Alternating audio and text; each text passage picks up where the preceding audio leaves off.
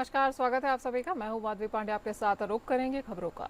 राष्ट्रीय खेल दिवस 2025 मेजर ध्यानचंद के जन्म दिवस के अवसर पर आयोजित बहुउद्देशीय क्रीड़ा हॉल परेड ग्राउंड देहरादून में आयोजित हुआ है। इस कार्यक्रम में सीएम धामी सहित कई बड़े नेता और अधिकारी मौजूद रहे हैं।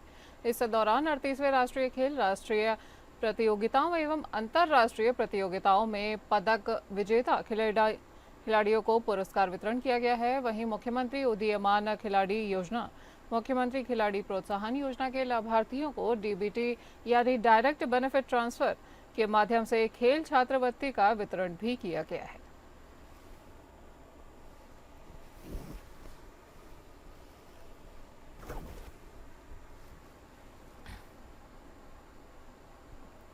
बीजेपी प्रदेश अध्यक्ष महेंद्र भट्ट का हरक सिंह रावत पर एक बड़ा हमला हुआ है। कहा गया है उन्होंने कि आज हरक सिंह कांग्रेस के नेता हैं, कब तक हैं और मैं कह नहीं सकता हूं। उन्होंने कहा कि हरक सिंह मेरी एसटीडी और पीसीओ पर फोन करके आते थे तो मैं एक भी पैसा नहीं छोड़ता था। और रही बात आजीवन सहयोग निधि की, हम सब पैसा पारदर्शिता से लेते हैं, वो भी चेक के माध्यम से, और जिन्हें जानकारी देनी होती है उन्हें जानकारी भी दी जाती है। महेंद्र भट्ट ने हरक सिंह को वहीं खड़ी खड़ी भी सुना दी है और उन पर हमलावर होते हुए भी दिखाई दिए हैं। नहीं, अच्छी बात है। 2-2 रुपये उसमें फ़ोन करने के पड़ते थे, और ये सही है कि उन्होंने बताया कि मैं किस गरीबी से निकला हूँ। तो अगर हरक सिंह जी मेरे पे आके मेरे एसटी से फ़ोन करते थे तो मैं तो पैसे छोड़ता नहीं था, पैसे भी लेता था, पैसे उनको पड़ते थे जो कॉलिंग चार्ज होता था। लेकिन उसको इस रूप में लेना कि ठीक है, राजनीतिक कार्यकर्ता जितने बड़े पद पर रहते हैं, हर छोटा व्यक्ति कार्यकर्ता जो है उनसे कुछ सीखता है, और उनकी सीख ही रही होगी कि मैं आज इस स्थान पर, वो उस स्थान पर है। रुड़की से नगर निगम के भाजपा पार्षद मनीष बोलर को एसटीएफ ने हिरासत में ले लिया है। और एसटीएफ के अनुसार पार्षद मनीष बोलर लंबे समय से प्रवीण वाल्मीकि गैंग से जुड़ा हुआ था। गैंग का सरगना प्रवीण वाल्मीकि इस समय सितारगंज जेल में बंद है और हाल ही में इस गैंग ने कुछ इन्फ्लुएंसर समेत कई लोगों से रंगदारी मांगी थी। इन्हीं मामलों के आधार पर मनीष बोलर की गिरफ्तारी हुई है। और पार्षद मनीष बोलर का आपराधिक इतिहास रहा है और वो पहले भी हिस्ट्री शीटर रह चुके हैं। पुलिस और खुफिया एजेंसियों को लगातार जानकारी मिल रही थी कि वो गिरोह की गतिविधियों में शामिल है।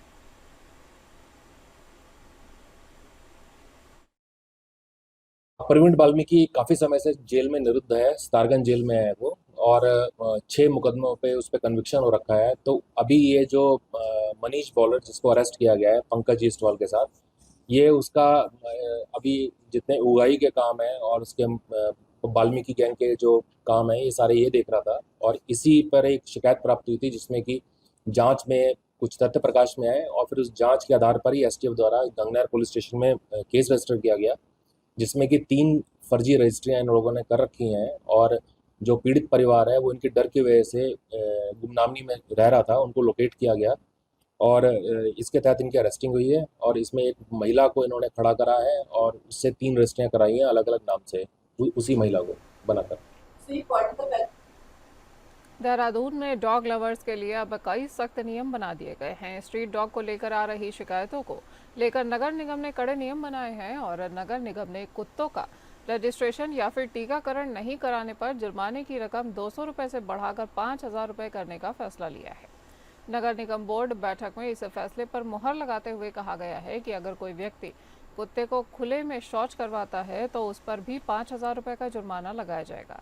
इस अभियान के लिए पशु चिकित्सा के लिए टीम बढ़ाई जाएगी और इसके साथ ही 23 वैन कुत्तों के लिए तभी रजिस्ट्रेशन होगा जब डॉग मालिक अपने कुत्तों की ट्रेनिंग का सर्टिफिकेट जमा करेंगे। और अगर कोई अपना पालतू कुत्ता खुला घूमता है तो उस पर भी 3,000 रुपये का जुर्माना लगाया जाएगा। और इसके अलावा पालतू कुत्ते को सड़क पर खाना खिलाने पर भी 5,000 रुपये तक का जुर्माना लगाया जा सकता है। साथ ही सड़क पर फीडिंग कराने पर भी जुर्माना लगाया जाएगा। आपको बता दें कि अब देहरादून में डॉग लवर्स के लिए एक परेशानी का सबब खड़ा हो गया है सामने, और नगर निगम बहुत ही सख्त नज़र आ रहा है। नगर निगम ने सख्त नियम बना दिए हैं डॉग लवर्स के लिए। स्ट्रीट डॉग्स को लेकर आ रही शिकायतों को लेकर नगर निगम ने ये कड़े नियम बनाए हैं।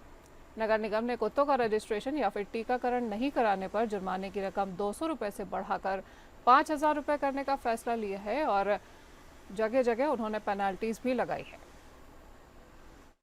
कहीं पर भी रैंडमली फीडिंग को पेनलाइज करेगा और डेजिग्नेटेड फीडिंग के पॉइंट्स बनाएगा, जहां पर कि जो भी पशु प्रेमी हैं, जो भी देखरेख करने वाले पैशनेट कुछ रेजिडेंट्स हैं इस विषय को लेकर, वो उस डेजिग्नेटेड फीडिंग पॉइंट पर कंसर्निंग स्ट्रे एनिमल्स को, कंसर्निंग स्ट्रे डॉग्स को फीड कर सकें।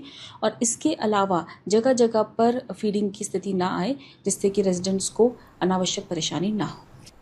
बद्रीनाथ से कांग्रेस विधायक लखपत बुटोला ने भाजपा सरकार पर गंभीर आरोप लगाए हैं और उन्होंने कहा कि देवभूमि उत्तराखंड में हालात चिंताजनक हो चले हैं। बुटोला ने याद दिलाया कि भाजपा कार्यालय में जनता दरबार के दौरान एक व्यापारी ने आत्महत्या कर ली थी। वहीं अंकित भंडारी हत्याकांड के पीड़ितों को अब तक न्याय नहीं मिल पाया है। विधायक ने कहा कि प्रदेश भर में लगातार आत्महत्याओं की घटनाएं सामने आ रही हैं और लोग सोशल मीडिया पर अपनी पीड़ा साझा कर रहे हैं, लेकिन आरोपियों को बचाने की कोशिश भी की जा रही है। और कांग्रेस विधायक ने कहा कि नियम 310 के तहत इन गंभीर मुद्दों पर चर्चा होनी चाहिए थी। उन्होंने बेरोजगारी, महिला सुरक्षा, चारधाम यात्रा और होटल व्यवस्थाओं को लेकर भी सरकार को कटघरे में खड़ा कर दिया है। वहीं बुटोला का कहना है कि प्रदेश में माहौल बेहद दुखद है और हालात ऐसे हैं जैसे 1990 के दशक में अन्य राज्यों में हुआ करते थे। उन्होंने कहा कि भाजपा शासन में लोकतंत्र का चौथा स्तंभ भी दबाव में है और निष्पक्ष माहौल नहीं बन पा रहा है।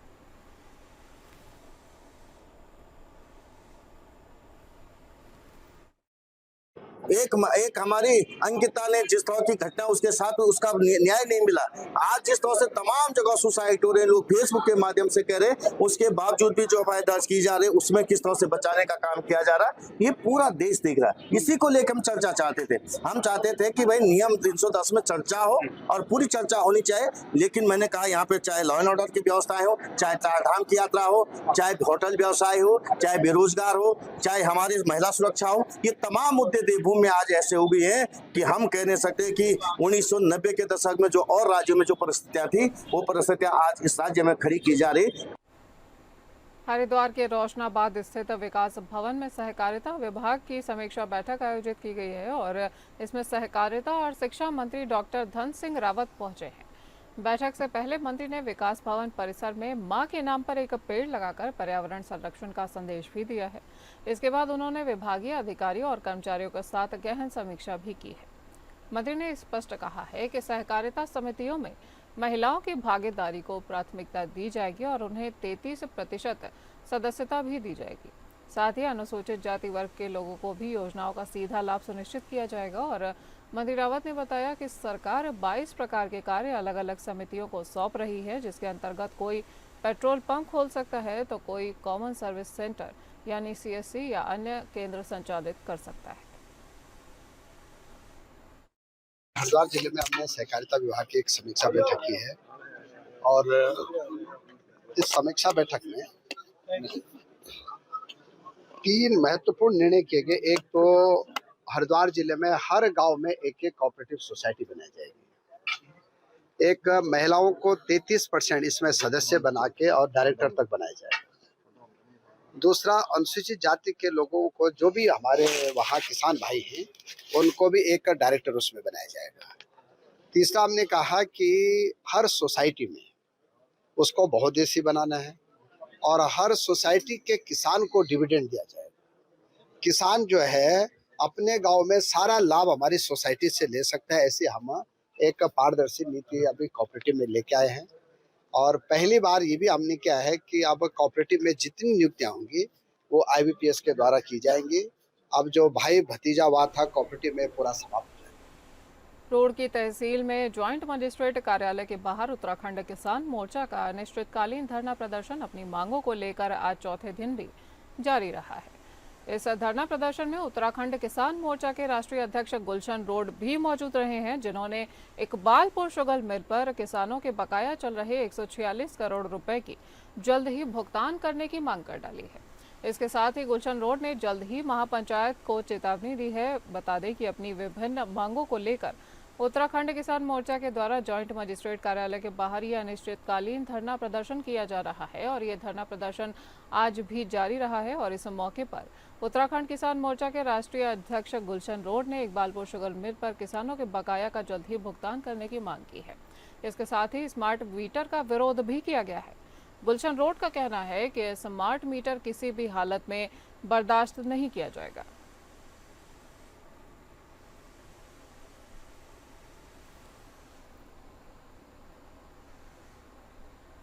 देहरादून के सेलाकुई थाना क्षेत्र में पशुओं की हड्डियों से भरा एक लोडर मिलने से हंगामा हो गया है। गुस्साए हिंदू संगठन के लोगों ने मौके पर पहुंचकर जमकर हंगामा काटा है और इसके बाद भीड़ ने लोडर वाहन में जमकर तोड़फोड़ करते हुए वाहन को आग के हवाले कर दिया है। प्रदर्शन कर रहे लोगों ने इन्हें गोवंश के हड्डियां बताते हुए जमकर इस हंगामे को अंजाम दिया है और इलाके में गोवंश के अवशेष मिलने की खबर फैलते ही हड़कंप मच चुका है। वहीं आक्रोशित हिंदू संगठन के लोगों ने गाड़ी में तोड़फोड़ की है और तोड़फोड़ करते हुए चालक सहित 3 लोगों को पकड़कर उन्होंने पीटा भी है। सूचना मिलते ही मौके पर पहुंची पुलिस ने भीड़ से आरोपियों को छुड़ाकर हिरासत में ले लिया। थाने में पहुंचे दूसरे पक्ष के लोगों ने पुलिस को तहरीर देते हुए बताया कि जिला पंचायत के द्वारा पशुओं की इन हड्डियों को डिस्पोज करने के लिए भेजा जा रहा था। तनाव बढ़ता देख देर रात मौके पर पहुंचे एसपी देहात ने लोगों को मामले की गंभीरता से निष्पक्ष जांच करने और दोषियों के खिलाफ कड़ी कार्यवाही करने का आश्वासन देते हुए मामले को बड़ी ही कठिनाइयों के साथ शांत कराया है।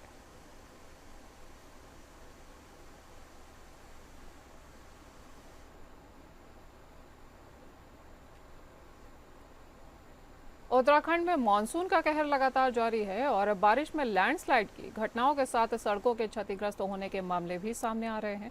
वहीं सिर्फ देहरादून शहर में अब तक 1 दर्जन से ज्यादा सड़कों को नुकसान पहुंच गया है। इन सड़कों पर कई जगहों पर गड्ढे हो चुके हैं। देहरादून नगर निगम क्षेत्र के ऐसी सड़कें हैं जहां पर सड़कों का ज्यादा नुकसान हुआ है। मेयर सौरभ थपलियाल ने कहा कि बारिश का पिछले 74 सालों का रिकॉर्ड टूट चुका है। इस बार देहरादून में लगातार हो रही मानसून की बारिश से बहुत ज़्यादा नुकसान हुआ है और नुकसान का आकलन अभी किया जा रहा है। नगर निगम की टीम जेसीबी व अन्य ज़रूरी उपकरणों के साथ संवेदनशील क्षेत्रों में तैनात है।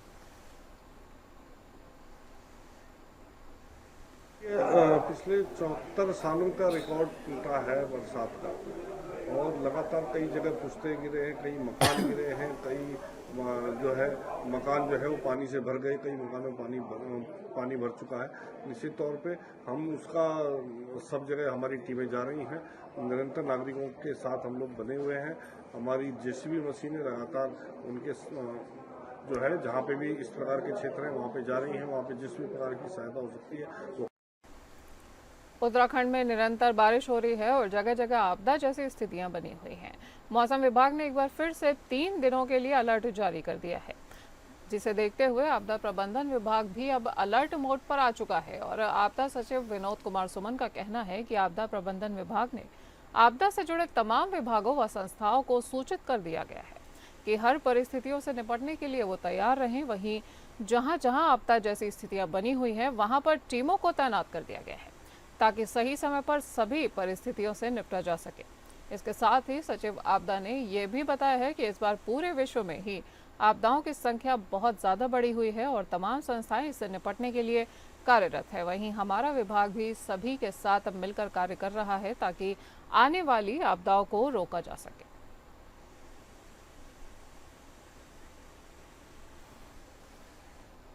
बागेश्वर जनपद के कपकोट ब्लॉक के ग्राम पौसारी में अतिवृष्टि से भारी बारिश के कारण नुकसान हुआ है गांव को और गांव का संपर्क भी टूट गया है। वहीं सड़क का वॉशआउट होने से ये सभी संपर्क टूट चुके हैं गांव के और ग्रामीणों के धान के खेतों में मलबा घुस चुका है। घराट चुक्की भी टूट चुके हैं और मकान भी क्षतिग्रस्त होने की सूचना पर एनडीआरएफ और एसडीआरएफ कपकोट तहसील प्रशासन टीम रवाना हो चुकी है। वहीं कपकोट ब्लॉक के ग्राम पौसारी में भारी बारिश से नुकसान हुआ है और गांव में एक मकान के ऊपर मलबा आने से एक परिवार में 5 लोगों के दबे होने की सूचना सामने आई है। प्रशासन अभी इस कार्यवाही में जुटा है। वहीं एडीएम घटना स्थल के लिए रवाना हो चुकी है और सभी ज़रूरी काम किए जा रहे हैं। आपको बता दें कि भारी बारिश से ये तबाही देखने को मिली है और गांव का संपर्क भी टूट चुका है सड़क के क्षतिग्रस्त होने से।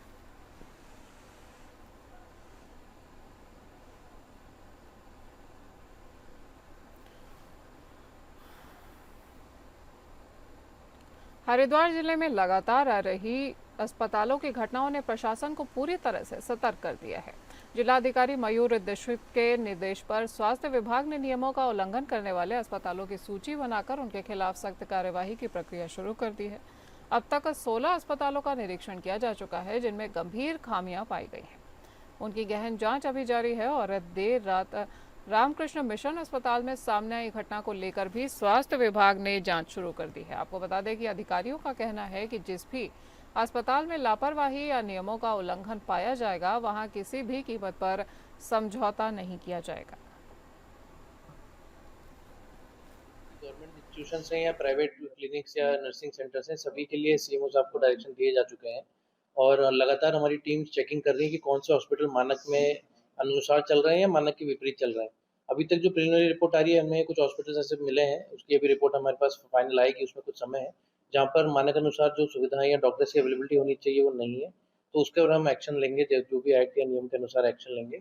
इसके अतिरिक्त मैंने डॉक्टर्स के साथ IMA और अन्य अधिकारी डॉक्टर्स जो हैं उनके साथ भी बैठक करी थी, उनको भी सेंसिटाइज किया गया है कि कोई भी ऐसा कार्य न करें जिससे कि किसी की भी जान माल पे खतरा हो। अभी जो रिसेंट 2-3 इंसिडेंट हुए थे उन पे भी हमने जांच बैठाई है। अभी कल भी एक वीडियो आया था, उसमें भी हमने एक जांच बिठाई है, सीएमओ साहब को बोला है कि उसमें देखें, कोई भी इनसेंसिटिव तरीके से काम न करे, लोग मरीजों की स्वास्थ्य की, उनके परिवार का ध्यान रखें। अभी बात करेंगे दिनेशपुर की, जहां आरके एंटरप्राइज चितरंजनपुर के द्वारा लॉटरी के नाम पर लाखों रुपए वसूलने और लोगों के पैसे वापस न करने पर सैकड़ों की संख्या में लोग थाने पर पहुंचकर प्रदर्शन करते हुए नजर आए हैं। आरके एंटरप्राइज के लोगों के ऊपर कार्यवाही की मांग भी कर रहे हैं और इस दौरान लोगों ने कहा है कि प्रत्येक 1,000 रुपए फ्रिज, कूलर, टीवी, मोटरसाइकिल आदि सामानों के इनाम प्रत्येक महीना इनाम निकाले जाएं और 24 महीने के बाद जिनका इनाम नहीं निकला उनके पैसे वापस कर दिए जाएंगे। परंतु 24 महीना बीतने के बाद आरके एंटरप्राइज के लोगों के द्वारा पैसा वापस करने के लिए टालमटोल करते हुए देखे जा रहे हैं। वहीं साथ ही उनके साथ पैसा मांगने पर आरके एंटरप्राइज के लोगों के द्वारा गाली गलौज भी किया गया है और आपत्तिजनक बर्ताव भी किया गया है। लोगों ने थाना अध्यक्ष को तहरीर देकर आरके एंटरप्राइज के 4 लोगों पर कड़ी कार्यवाही करने की मांग की है और लोगों के पैसे वापस दिलाने की मांग भी की है।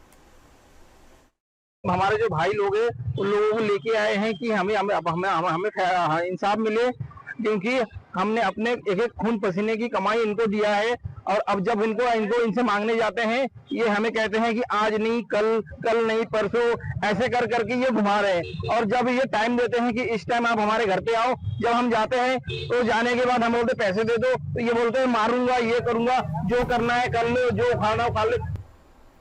हरिद्वार में नाबालिग का शव ले जाने को लेकर हंगामा हुआ है। हॉस्पिटल में देर रात अस्पताल में भर्ती कराई गई एक 17 साल की नाबालिग लड़की की मौत हो गई थी, जिसके बाद परिजनों ने शव को ले जाने के लिए एम्बुलेंस बुलाई तो गेट पर तैनात सुरक्षा गार्ड्स ने एम्बुलेंस को अंदर घुसने तक नहीं दिया। गार्ड्स ने एम्बुलेंस को बाहरी बताते हुए गेट नहीं खोला और काफी देर चले हंगामे के बाद परिजनों को मॉर्चरी से शव को पैदल गेट तक लाना पड़ा। सुरक्षा गार्ड्स ने अस्पताल प्रबंधन के आदेश का हवाला देते हुए कहा कि बाहर की एम्बुलेंस अस्पताल परिसर में प्रतिबंधित है, इसलिए गेट नहीं खोला जा सकता है। और घटना का वीडियो सोशल मीडिया पर सामने आने के बाद डीएम मयूर दीक्षित ने सीएमओ को जांच के आदेश दिए हैं। वहीं सोशल मीडिया पर लोग इस घटना को अस्पताल प्रबंधन का अमानवीय रवैया बता रहे हैं।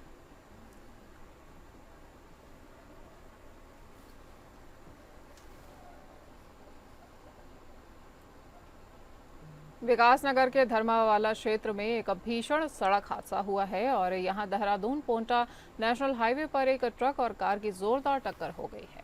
टक्कर इतनी जबरदस्त थी कि कार के परखच्चे उड़ गए हैं और कार की हालत देखकर अंदाजा लगाया जा सकता है कि यह हादसा कितना भयानक होगा। लेकिन आश्चर्यजनक ये रहा कि पोंटा हिमाचल प्रदेश की ओर से आ रही इस कार में सवार दोनों लोगों से सुरक्षित बचा लिया गया है। दोनों लोगों को उन्हें केवल हल्की फुल्की ही चोटें आई हैं। इस हादसे से हाईवे पर कुछ देर के लिए यातायात जरूर प्रभावित हुआ है, लेकिन पुलिस की त्वरित कार्यवाही से जल्द ही स्थिति को सामान्य कर लिया गया है।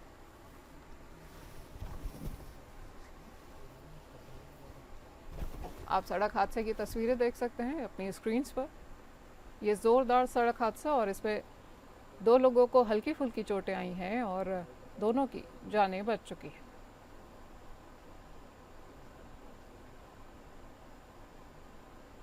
आपको बता दें कि ये हादसा विकास नगर के धर्मावाला क्षेत्र में हुआ है। ये भीषण सड़क हादसा और यहाँ देहरादून पोंटा नेशनल हाईवे पर एक ट्रक और कार की जोरदार टक्कर हुई है। वहीं कार के परखच्चे उड़ गए हैं, मगर 2 लोग जो कार पे सवार थे उनको हल्की फुल्की चोटें ही आई हैं।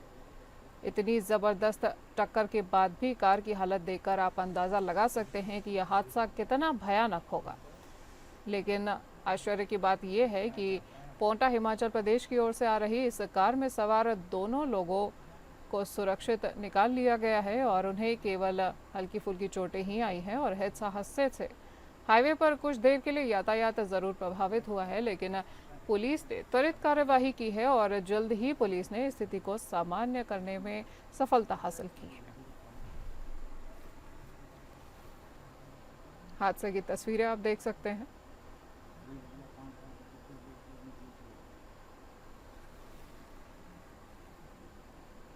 आपको बता दें कि विकासनगर के धर्मावाला क्षेत्र में यह हादसा हुआ है।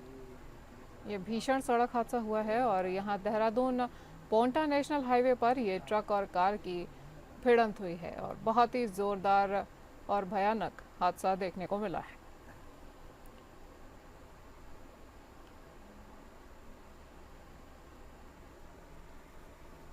इस कार की जो हालत है, इसको देखकर अनुमान लगाया जा सकता है कि इसमें कोई भी बचा नहीं होगा, लेकिन आश्चर्य की बात यह है कि कार में सवार दोनों ही व्यक्ति सुरक्षित रूप से बच गए हैं और उनको सिर्फ हल्की फुल्की चोटें ही आई हैं। आपको बता दें कि पोंटा नेशनल हाईवे देहरादून पर यह ट्रक और कार की भिड़ंत हुई है और ये भीषण सड़क हादसा हुआ है।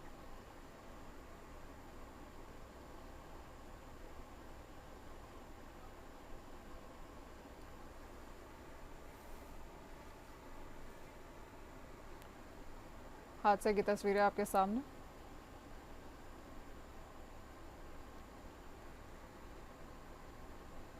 इस हादसे से यातायात भी प्रभावित हुआ है, लेकिन पुलिस की एक्टिवनेस भी यहाँ पे नज़र आई है और पुलिस ने त्वरित कार्यवाही करते हुए स्थिति को सामान्य कर लिया है और वहीं यातायात जो प्रभावित हुआ था उसे भी सामान्य रूप से सुचारू रूप से वापस से चला दिया है और पुलिस ने हासिल की है कामयाबी इस स्थिति को सामान्य करने में।